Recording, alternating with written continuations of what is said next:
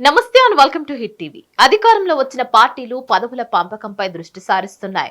మంత్రి పదవుల పంపకాలు జరిగిపోవడంతో ఇతర కీలక పదవుల్లో యోగులకు కూర్చోబెట్టేందుకు మోదీ సర్కార్ భావిస్తోంది. ఈ నేపథ్యంలో కూటమి పక్షాలకు కీలక పదవులు దక్కనున్నట్లు తెలుస్తోంది.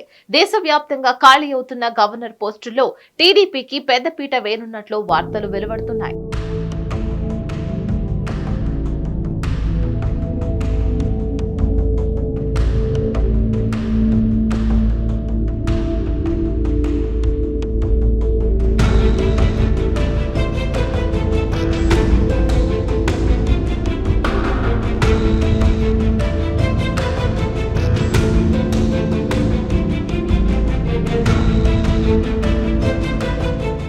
కేంద్రంలో ఇప్పుడు తెలుగుదేశం పార్టీ కీలక భాగస్వామిగా మారింది. ఎన్డీఏలో రెండో పెద్ద పార్టీగా అవతరించింది. అందుకే కేంద్ర మంత్రివర్గంలో తెలుగుదేశం పార్టీకి 2 మంత్రి పదవులు దక్కాయి. మిగతా భాగస్వామి పార్టీలకు లేని విధంగా ఒక కేబినెట్ మంత్రి పదవితో పాటు సహాయ మంత్రి పదవి టీడీపీ దక్కించుకుంది. రాష్ట్రంలో సైతం బీజేపీకి ఒక మంత్రి పదవి కేటాయించారు చంద్రబాబు.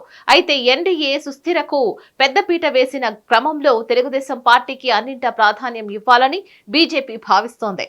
అందులో భాగంగా టీడీపీకి గవర్నర్ పదవి ఇవ్వాలని డిసైడ్ అయింది. అందుకే గవర్నర్ కోసం పేర్లు సూచించాలని చంద్రబాబును కోరినట్లు సమాచారం.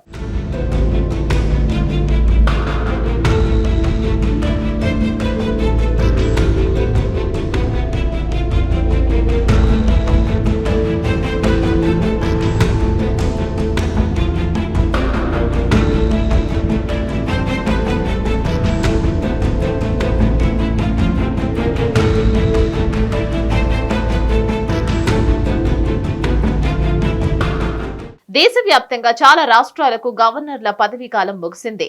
కొత్త వారిని నియమించాలని బీజేపీ భావిస్తోంది. అందుకే తన పార్టీలోని సీనియర్ల కోసం అన్వేషిస్తోంది. మరోవైపు టీడీపీ కీలక భాగస్వామిగా ఉండడంతో ఆ పార్టీకి ఒక గవర్నర్ పోస్టును కేటాయించింది. ఒకరి పేరును సూచించాలని చంద్రబాబుకు సమాచారం అందించినట్లుగా కూడా తెలుస్తోంది.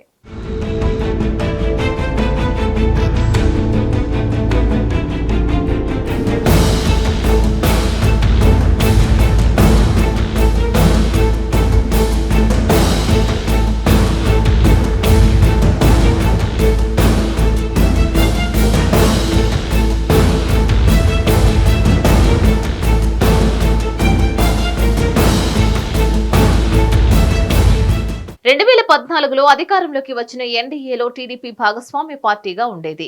అప్పట్లో కూడా టీడీపీకి గవర్నర్ పోస్టు కేటాయిస్తారని కూడా ప్రచారం జరిగింది. అయితే ఆ ఎన్నికల్లో బీజేపీ మ్యాజిక్ ఫిగర్ కు సొంతంగానే దాటి ఇక ప్రభుత్వం ఏర్పాటు చేయడంతో మిత్రపక్షాలకున్న అనుకున్న స్థాయిలో గవర్నర్ పోస్టులు కేటాయించలేదు. నాడు తెలంగాణ నేత మోత్కుపల్లి నరసింహులకు గవర్నర్ పోస్టు ఇస్తానని చంద్రబాబు హామీ ఇచ్చారు. అయితే అర్ధాంతరంగా చంద్రబాబు ఎన్డీఏ నుంచి బయటకు వచ్చారు. దీంతో అప్పట్లో గవర్నర్ పోస్టుకి ఇచ్చిన హామీ కార్యరూపం దాల్చలేదు. ఇప్పుడు ఎన్డీఏలో కీలక భాగస్వామి ఉన్న టీడీపీ తప్పకుండా గవర్నర్ పోస్టు కేటాయించాల్సిన అనివార్య పరిస్థితి ఎదురైంది.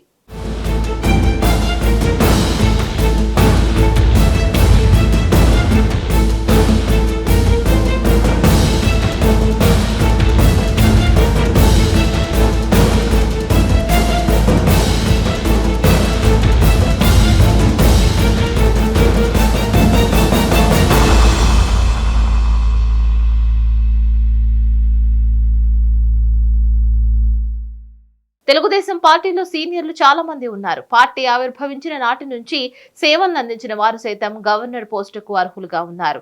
అందులో ముఖ్యంగా ఉన్నారు అశోక్ గజపతిరాజు, యనమల రామకృష్ణుడు.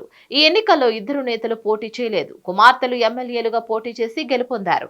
అయితే అశోక్ గజపతిరాజుకు గవర్నర్ పోస్ట్ ఇస్తారని తెలుస్తోంది. అటు యనమల రామకృష్ణుడు సైతం ఆశలు పెట్టుకున్నట్లుగా కూడా సమాచారం.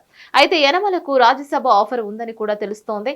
అదే జరిగితే అశోక్ గజపతిరాజుకు గవర్నర్ పోస్టుకు లైన్ క్లియర్ అయినట్లేనని విశ్వసనీయ సమాచారం. మరిన్ని అప్డేట్స్ కోసం stay tune to hit TV.